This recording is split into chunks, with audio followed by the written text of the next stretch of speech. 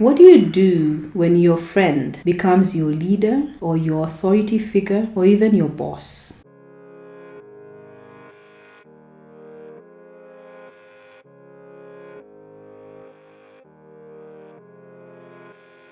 Hi, my name is Mary. One of the things that happens in the course of our lives is that as we get older, as we grow into the things that God has called us to be, we start to take specific lanes in life. We start to take specific direction in life. There are certain things we start to walk into. And the reality of this is that we don't necessarily go into these things as a crowd. And that means while we can start off as friends at the same starting point, with time there is a delineation that begins to happen that directs each one of us to the specific destinies that God has called us into. And one of those realities, one of those lanes is the lane of leadership, where you find that you may start off with people being on the same level, as it were, where you're all equals, you're all peers. But over time, some of the people in your friendship circle, perhaps even you, begin to rise into positions of authority and leadership. And this could be at the workplace, it could be at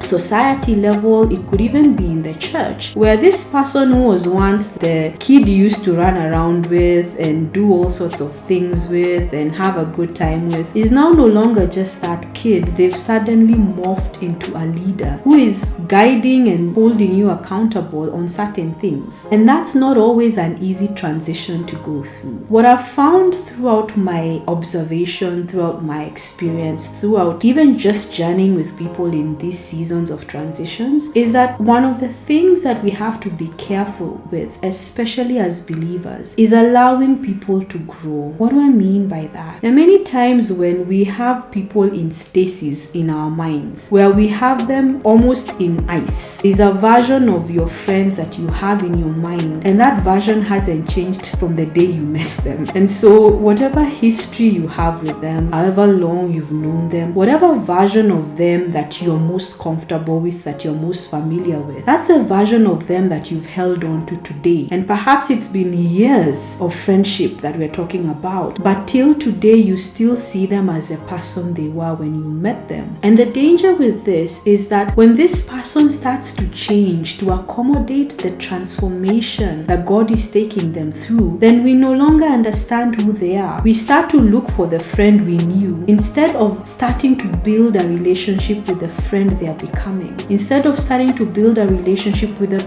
person that God is transforming them to be. And so it's almost as though we have our friends in this cage in our minds and in our hearts, where we are expecting them, usually very subconsciously by the way, to remain the same. You're supposed to be my boy, my chick. You're supposed to be that person, my ride or die. You're not supposed to change. You're not supposed to be serious. You're not supposed to be authoritative. You're supposed to give me a free pass. We have all these expectations that are inherently based on a version of our friends that no longer exists. And that's a reality of life, especially life in God. We evolve, we change. If we are doing this thing called Christianity right, we are actually supposed to be transforming from glory to glory. We're supposed to be different. If your friend or you are still the same person you were 10 years ago, I highly encourage you to evaluate the state of your life and the state of the relationship you have with God, because God is not static. He's constantly doing things. He's constantly on the move. And that's why Jesus would say, whatever I hear my Father say, that's what I say. Whatever I see him do, that's what I do, because he was cognizant that the Father was always on the move doing something. And so one of the best gifts that we can give our friends is to release them into the destiny God has called them to be. It's to allow God to transform us as he is transforming them to become friends to the version of them that they are becoming, to help us understand how to support them, how to love them in the destinies that God is ushering them into. Is to help us not look at them as, you've left me behind, how could you, how dare you make progress and leave me behind, why aren't you taking me with you? But instead look to ourselves and look at God and ask, am I doing what I need to do to become the person you've called me to be. Because if you're doing your part and your friend is doing their part, then you'll realize that purpose will always ensure that you're on the same track. Purpose will always ensure that you're on the same page. Purpose will always ensure that you're complementing one another, even in your friendship and relationships with one another. Purpose will always ensure that there is unity between the two of you. But if one of you is pursuing purpose and the other one isn't, then you're going to clash. It doesn't matter how much you love one another. It doesn't matter how far you've come